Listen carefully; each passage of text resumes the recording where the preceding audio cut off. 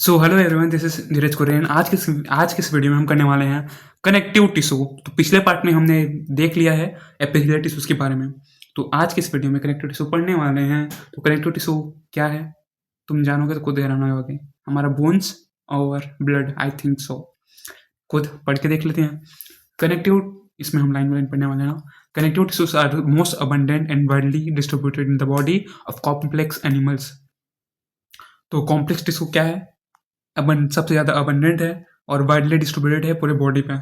किसके किसके बॉडी पे? कॉम्प्लेक्स एनिमल, जैसे कि हम सिर्फ मैं नहीं, हम सारे सारे जानवरों के अंदर होता है। और हम के साथ हमारे टाइगर्स वगैरह और जितने भी बड़े बड़े जानवर से वो भी आ जाते हैं। They are named connective tissues because of their special function of linking and supporting other organs tissues of the body. Connective tissue इसलिए इनका नाम पड़ा गया है क्योंकि नाम से ही कनेक्ट करता है।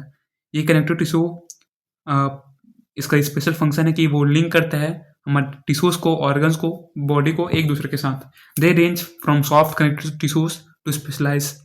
तो ये सॉफ्ट भी कनेक्टिव टिश्यू से कुछ स्पेशलाइज कनेक्टिव टिश्यू तक इनका रेंज है, इनका भौकाल है, जलवा है।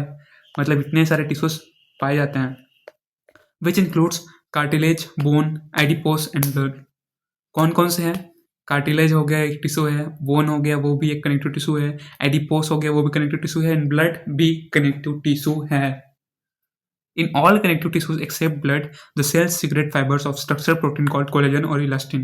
तो जितने भी क्या बोलते हैं कनेक्टिव टिश्यूज है, ब्लड के अलावा वो स्ट्रक्चरल प्रोटीन सीक्रेट करते हैं जिसे हम कहते हैं कोलेजन या फिर elastin. The fibres provide strength, elasticity and flexibility to the tissue. तो ये फाइबर्स क्या करते हैं? वो स्ट्रेंथ प्रोवाइड करते हैं, इलास्टिसिटी प्रोवाइड करते हैं, फ्लेक्सिबिलिटी प्रोवाइड करते हैं। किसको? टिश्यू को, सिवाय ब्लड के। नोट डाउन कर लो क्या? कोलेजन या फिर elastin. These cells also secrete modified polysaccharides which accumulate between cells and fibers and act as matrix। तो ये सारे सेल्स और भी क्या करते हैं? ये मॉडिफाइड पॉलीसेक्राइड्स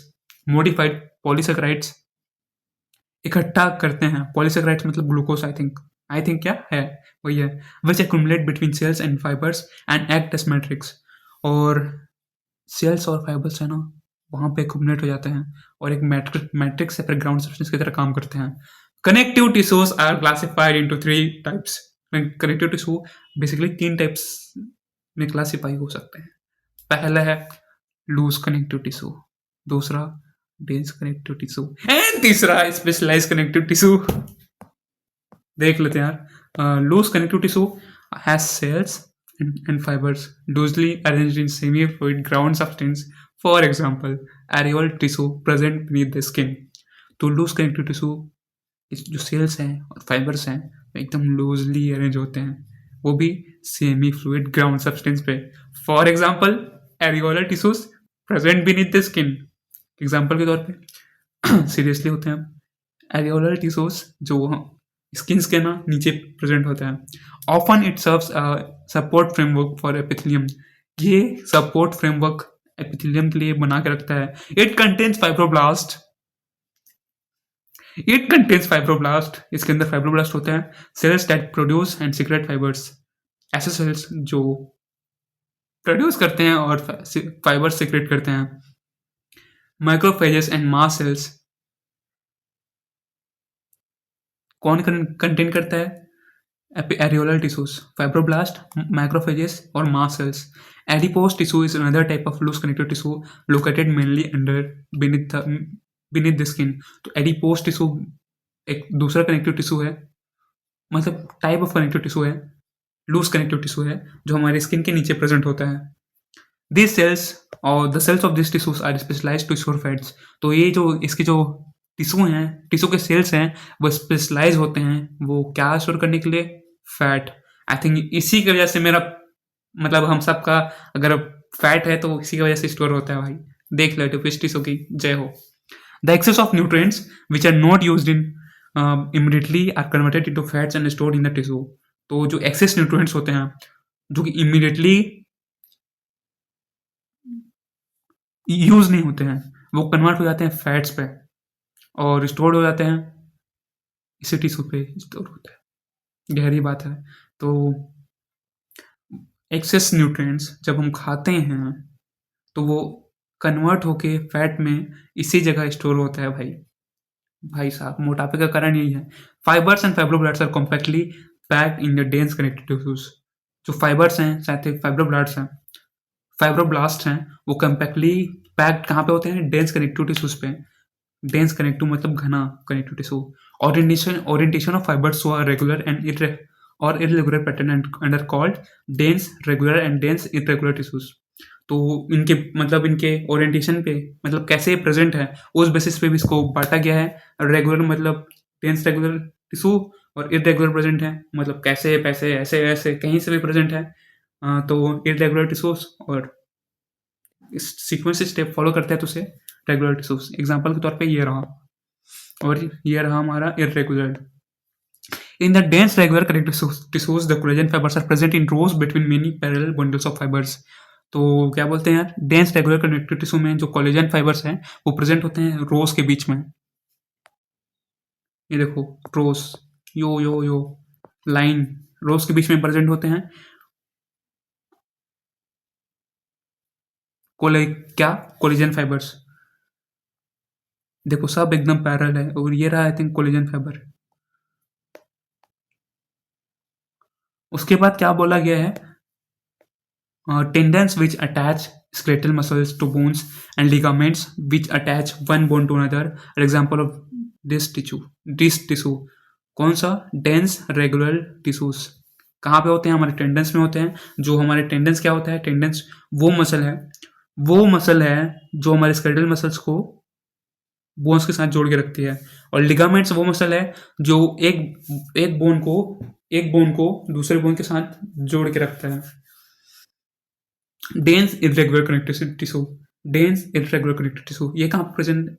इसके अंदर क्या होता है? ये फाइब्रोब्लास्ट होते हैं इनके अंदर, और कई सारे fibres, mostly collagen, that are oriented differently. जो कि कोलेजन होते हैं इनके अंदर भी, लेकिन ये किसी पैटर्न फॉलो नहीं करते हैं, कहीं से भी इरेगुलर होते हैं। देख सकते हो इसमें पैटर्न फॉलो कर रहे थे, है ना? इसमें तो कोई पैटर्न ही फॉलो नहीं कर रहा है। This tissues is present in the skin. Obviously यार, ये टिश्यू हमारी स्किन में प्रेजेंट होता है। Cartilage, bones and bloods are various types of specialised connective tissues. तो हमारा जो कार्टिलेज है, आई थिंक ये वाला बोन्स, वो वाला मसल जो एकदम सॉफ्ट होता है, आई थिंक ये वाला कार्टिलेज हो सकता है।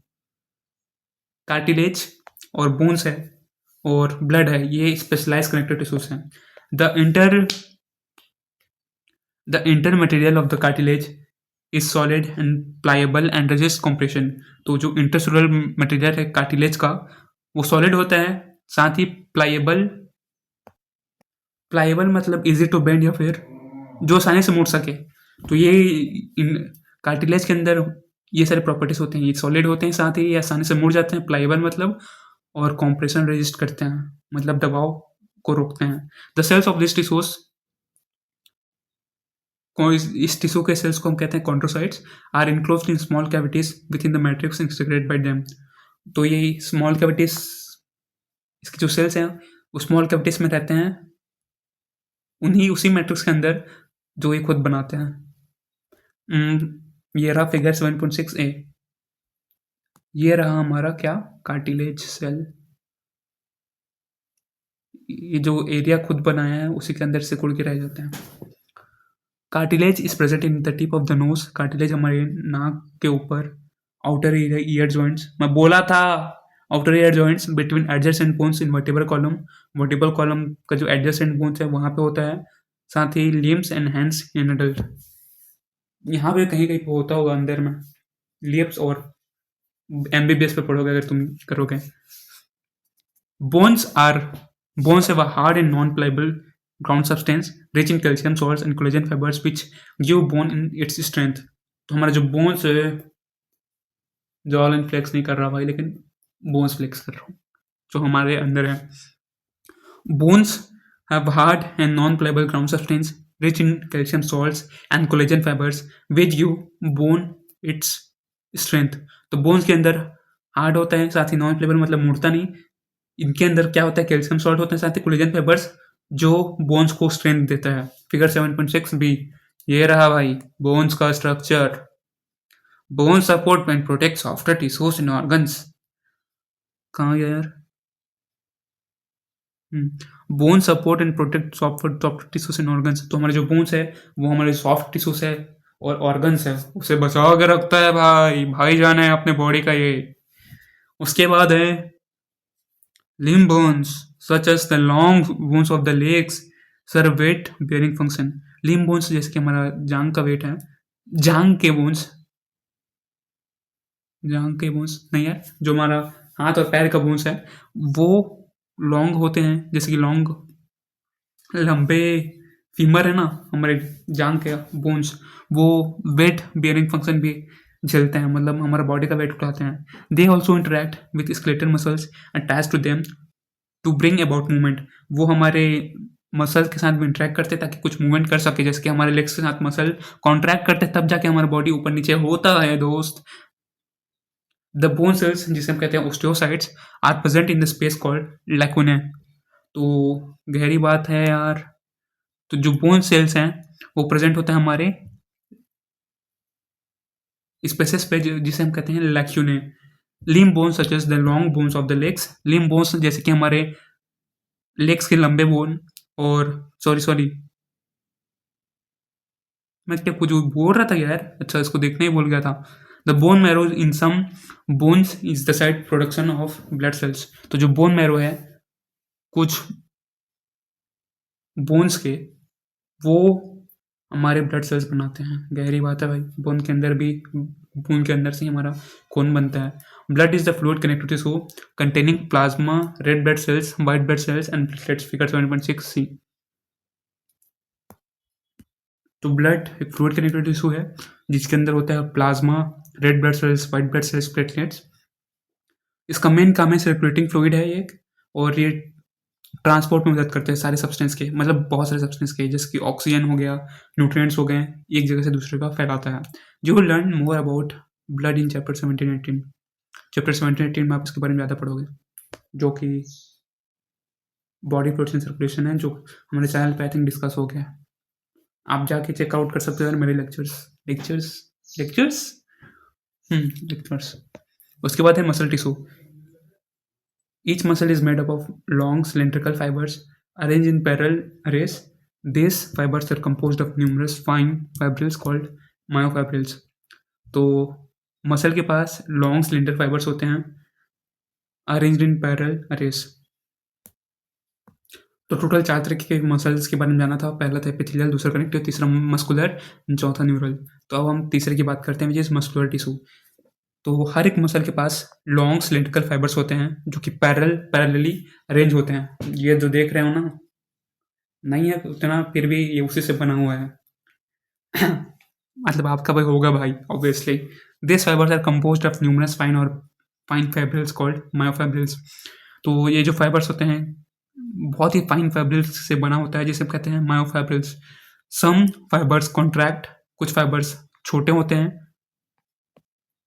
कब, रिस्पॉन्स पे, जब हम इसे छोटा करते हैं तब, और कुछ लंबा, जब रिलैक्स होते हैं तो लंबा हो जाता है। And return to their uncontracted state in a coordinated fashion. Their action moves to the body to adjust to the changes in the environment and to maintain the position of various parts of the body। तो इनके जो action है body के आसपास के माहौल के हिसाब से ये बदलता है। In general muscle play an active role in all movement of the body. In general जो मसल है ना वो एक्टिव रोल, मतलब सारा रोल करता है हमारे बॉडी का, बादशाह है समझो, बाजीगर समझो, किस चीज़ का मूवमेंट करने का।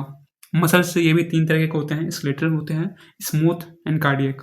Skeletal muscle, skeletal tissue is closely attached to the skeletal bones. तो इसके हम सॉरी इसके स्केलेटल मसल टिश्यू है ना वो क्लोजली अटैच्ड होते हैं स्केलेटल बोन्स से, इसलिए इसको स्केलेटल मसल टिश्यू बोलते हैं। In a typical muscle such as the bicep, typical muscle जैसे कि बाइसेप, दर्द हो गया यार, और striated skeletal muscle fibres are bundle together in a parallel fashion. ये एक पैरेलल फैशन में बंडल होते हैं। 7.7 ये रहा, ऐसे बंडल में रहते हैं पैरेलली।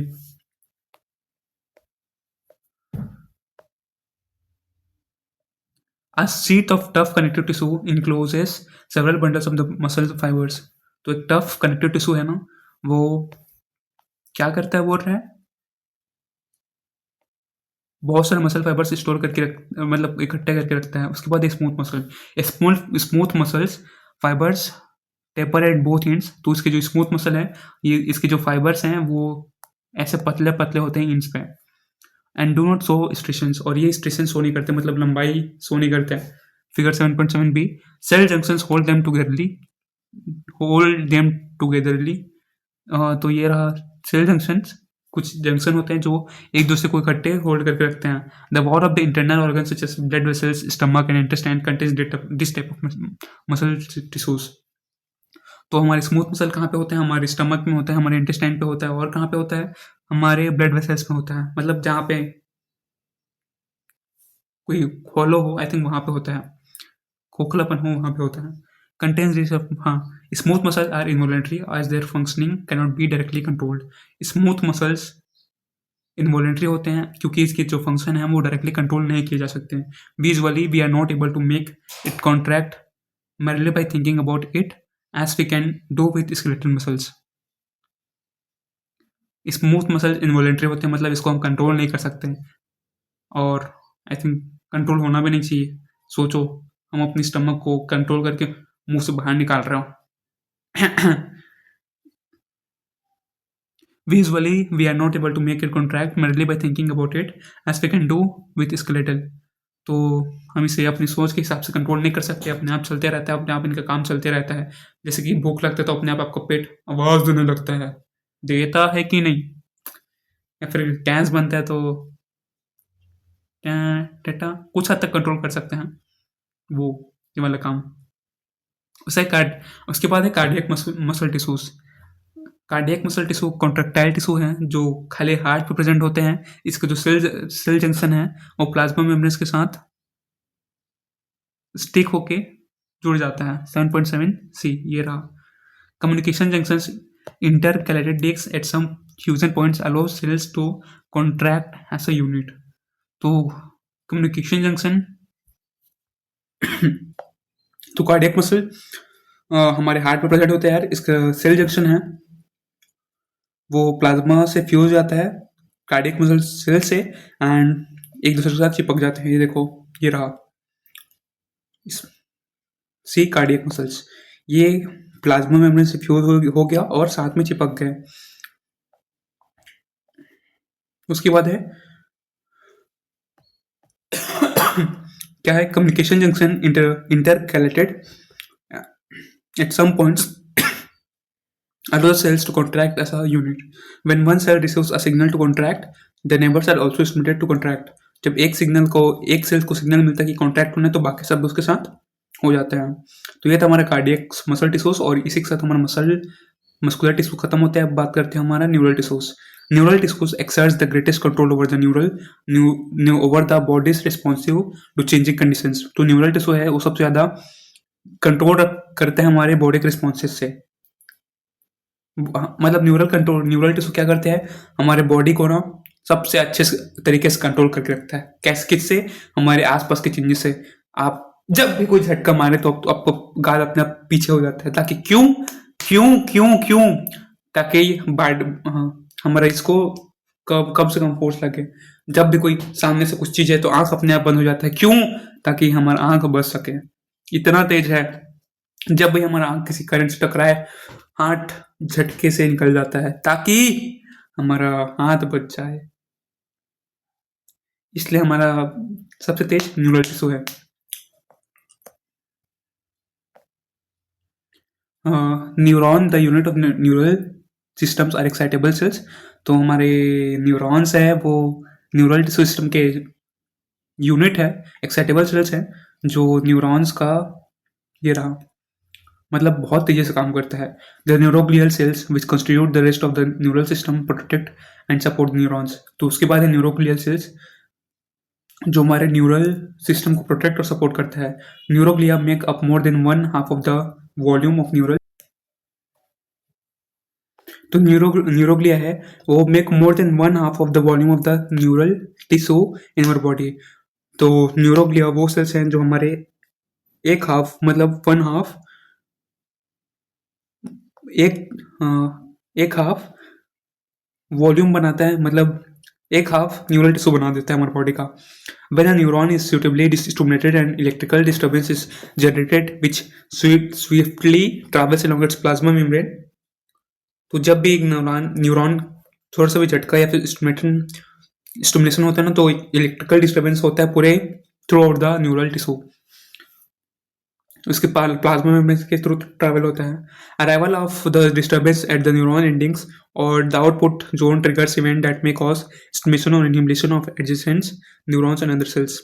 तो जब एक सेल में डिस्टर्बेंस होता है तो बाकी के बीच में भी होने लगता है, और इसको आप अगले चैप्टर में पढ़ने वाले हो विच इज़ न्यूरल टिश्यूज. अगले चैप्टर नहीं, मतलब बायो के चैप्टर में पढ़ने वाले हो. तो ये था हमारा न्यूरल टिश्यूज. अब हम बात करते हैं ऑर्गन एंड ऑर्गन सिस्टम की. ठीक. The basic tissues in mentioned above organism to form organs, which in turn associate to form organ systems in the multicellular organisms. तो ऊपर में जो टिश्यूज हमने बात किए थे उसी के वजह से हमारा क्या बनता है, हमारा ऑर्गन्स बनता है इन चारों टिश्यूज की मदद से. Such an organization is essential for more efficient and better coordinated activities of millions of cells constituting an organism. तो ये सारे सेल्स मिलके हमारा क्या बनाता है, ऑर्गन्स बनाता है, और एक कोऑर्डिनेटेड वे में ऑर्गेनिज्म को से काम करवाता है या फिर काम करता है उसका. Each organ in our body is made up of one or more type of tissues. तो हर एक ऑर्गन जो हमारे बॉडी में प्रेजेंट है वो एक या फिर एक से ज़्यादा टाइप ऑफ टिश्यूज से बने हुए हैं. For example our heart consist of all the 4 types of tissues. हमारा जो हार्ट है वो चारों टिश्यूज से बना हुआ है.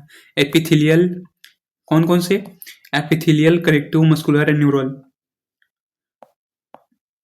We also notice after some careful study the complexity in organ and organ system displayed certain discernible trend.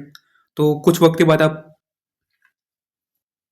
Notice करोगे कि जो ऑर्गन का कॉम्प्लेक्सिटी है साथ ही ऑर्गन सिस्टम का वो कुछ डिसर्नेबल ट्रेंड फॉलो करता है. द डिसर्नेबल मतलब कि अनिश्चित ट्रेंड फॉलो करता है is called evolutionary trend. You will study detail in class 12th. Evolutionary trend follow करता है जो आप क्लास 12th में पढ़ने वाले हो. You are being introduce to morphology and anatomy of 3 organisms at different evolution and to show their organisation and their functioning. तो देखिए 3 ऑर्गेनिज्म के बारे में बात कर रहे हैं, मतलब आगे आने वाले टॉपिक पे अर्थवॉर्म, कॉकरोच एंड फ्रॉग बात करेगा ऑर्गन्स और ऑर्गन सिस्टम के बारे में. Morphology refers to the study of external visible features. Morphology मतलब बाहर के structures के बारे में पढ़ना. And in the case of plants or microbes, the term morphology precisely means only this. plants और microbes पे सिर्फ इतना ही मतलब होता है. In case of animals, this refers to the external appearance of the organs or parts of the body. और animal के case में morphology का मतलब होता है बाहर का structure साथ ही body parts का structure. The word anatomy conventionally is used for. उसके बाद हमारा जो वर्ड एनाटॉमी है वो कन्वेंशनली किस चीज़ के लिए यूज होता है, वो मॉर्फोलॉजी ऑफ इंटरनल ऑर्गन्स, मतलब इंटरनल ऑर्गन्स के मॉर्फोलॉजी के बारे में बात करता है anatomy. You will learn morphology and anatomy of earthworm, cockroach and frog, मतलब नीचे हम पढ़ने वाले हैं. तो आज के इस पार्ट के लिए इतना ही रखता हूँ, बाकी नेक्स्ट पार्ट में हम करते हैं. अर्थवॉर्म तो रिलेटेड है, cockroach and frog. See you soon.